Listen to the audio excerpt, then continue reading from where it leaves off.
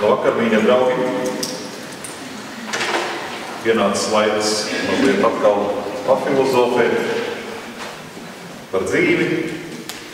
Un šovakar mēs esam nonākuši līdz tematam par Dieva trīsvienības trešo personu, proti Svēto Garu.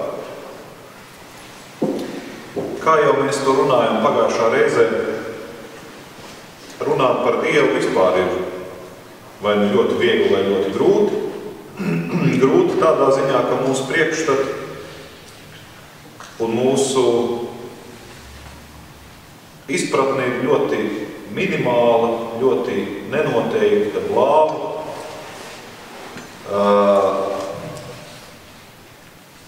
Kur nu vēl vairāk, lai mēs tagad varētu tā precīzi un loģiski diskutēt par Dieva trīsvienību, kas ir tāds paradoxāls temats pats par sevi. Nu, viena lieta ir, ka mēs saprotam, ir kaut kas augstāks, Dievs. Un mēs varētu teikt, nu labi, Dievs ir, viņš ir Dievs, vienskaitlīgi. Vai arī mēs varētu sacīt, nu varbūt ir daudz Dievu. Bet nu labi, tad ir daudz dievi, ir dažādi spēki, dažādi dievi, dažādas dievības, dažādas enerģijas. Bet kristietība mūs kaut kā izaicina un saka, jā, Dievs ir viens, bet tajā pašā laikā tur ir trīs personas. Un vēl vairāk, kad Bībele runā par katru no šīm personām atsevišķi, tā neļauj mums domāt, ka tā ir tikai viena trešdaļa no Dieva. Ka Tēvs, par kuru runā Bībele, ir viena trešdaļa no Dieva. Ka Dēls ir otra trešdaļa un Svētais Gars ir trešā trešdaļa. Un saliekot kopā iznāk viens Dievs. Bībele neļauj arī domāt, ka tur būtu trīs Dievi. Bet Bībele runā par Dievu kā par vienu, tai pašā laikā kā par trim. Un mūsu cilvēciskās pieredzes dēļ mums ir grūti to saprast, jo, ja mēs esam šeit kādi 30, 40 cilvēki, 30, 40 dažādas personas, tad mēs esam dažādas personas. Mēs vienkārši esam atšķirīgas personas. Mēs neesam viens. Mēs tomēr esam dažādi. Un tad, kad mēs runājam par to, ka Dievs ir trīs, tad mums arī gribētos domāt, ka viņi ir trīs atsevišķi, bet ne. Un šeit mums var mazliet varbūt līdzēt Klaivs Staples Lewis, kura vārdu es esmu jau minējis, un kura darbu Nārnijas kronikas, kas ir tādās vairākās daļās, jūs varbūt esat kādreiz lasījuši, vai redzējuši kādu filmu, vai varbūt dzirdējuši, ka nu pat kaut kādā tuvākā laikā iznāks vēl viens Nārnijas kroniku vienas daļas ekranizējums. Klaivs Staples Lewis mēģināja parādīt virzienu, kurā mēs varam domāt, kad mēs gribam saprast, kas ir Dieva trīsvienība. Un tad viņš teica tā, ka vienā dimensijā mēs varam novilkt līniju. Bet viena dimensija tad to arī nozīmē. Tur ir līnija, nekā vairāk. Viena dimensija nepieļauj neko citu kā līnija. Viņš teica, ja mēs pārvietojamies augstākā līmenī divās dimensijās, tad mums iznāk plakne, kurā jau mēs, piemēram, varam uzzīmēt kvadrātu. Ja? Tā jau ir plakne, kurā tad ir iespējams veidot dažādas figūras, bet viņas atrodas divdimensiju plaknē. Bet tomēr, piemēram, kvadrāts. Mēs varam uzzīmēt 6 atsevišķus kvadrātus, viņus var bīdīt kopā ar stūrīšiem, ar maliņām, visādi, 6 atsevišķi kvadrāti. Bet tad viņš saka, mēs paskatāmies vēl nākamā līmenī, 3-dimensiju telpā, kur piepieši no šiem 6 atsevišķiem kvadrātiem mēs varam izveidot vienu figūru, kas saucās kubs.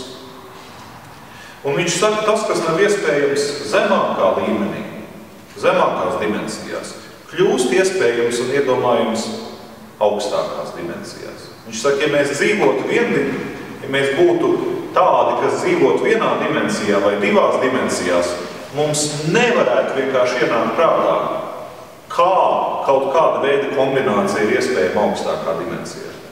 Un ar šo ģeometrisko piemēru viņš grib pasakīt, ka mums ir mūsu līmenis, mums ir tā sakot mūsu dimensija pēdiņās.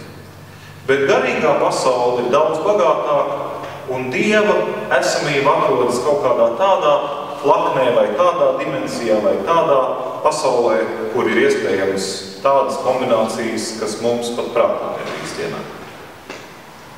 Nu, lūk, tas ir vienkārši virziens, lai mēs saprastu, ka tas, kā mēs saprotam, redzam, domājam, tas nav limits. Ir kaut kas iespējams vairāk, tikai mēs to šajā brīdī nesaprotam. Un acīm redzot, kad mēs piedzīvojam Dievu, kas pēc definīcijas ir kaut kas pārāks un augstāks un neaptveramāks, tad mums ir jārēķinās, ka šādi ierobežojumi mūsu saprašanā pastāv. Man patīk tas jēdziens, kuru Juris Rubens lieto savā grāmatā Dievs ir tepat, kad viņš runā par Jēzu Kristu. Un kad viņš saka, ka Dievs sevi pārtulko cilvēkā. Jēzu Kristu Dievs pārtulko sevi. Mums pieejamā, saprotamā veidā un valodā. Un tad es iedomājos, tas ir līdzīgi kā grāmata. Es pieņemu, ka varbūt jūs kādreiz esat dzirdējuši par kādu grāmatu, kas ir bezgala interesanta, bezgala aizraujoša, bezgala svarīga varbūt, bet, diemžēl, izdota valodā, kuru jūs nepārvaldāt. Un tad vienu dienu jūs dzirdat, šī grāmata beidzot ir latviešu valodā. Un jūs esat priecīgi, un jūs steidzaties un iegādāties, un jūs beidzot varat lasīt šo grāmatu latviski.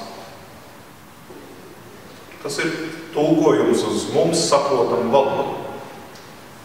Bet viena lieta ir tulkojums uz saprotamu valodu un pats lasīšanas process tulkotā teksta lasīšana. Bet tad, kad mēs sākam lasīt, tad notiek vēl nākamā lieta. Tas, ko mēs lasām, grāmatas saturs, tas ienāk mūsos. Tas sāk dzīvot mūsos. Tas kaut ko maina mūsos, grāmatas saturs. Un arī šis ir veids, kā mēs varam palūkoties uz Dieva trīsvienību. Dievs ir kā viena grāmata, kas mums ir nepieejamā, nesaprotamā valodā. Tad Dievs sevi iztulko Jēzu Kristu, iztulko mums saprotamā cilvēciskā valodā. Bet nākamais līmenis ir, kur saturs, jeb svētais gars, ienāk mūsos, sāk mājot mūsos un sāk mainīt mūs. Dieva būtība, grāmatas saturs ir svētais gars pats par sevi.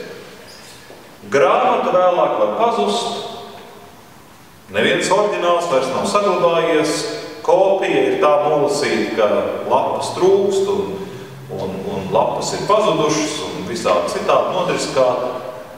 Bet, ja tas saturs būs bijis svarīgs, tas mūsos paliks.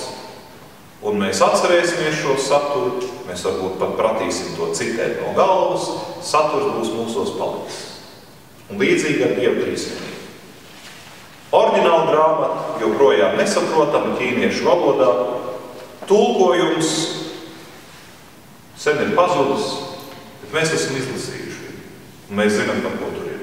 Un tā grāmata paliek mūsos, tās saturs. Nu, lūk, tās ietekmi, tās iespējas uz mums saglabājas.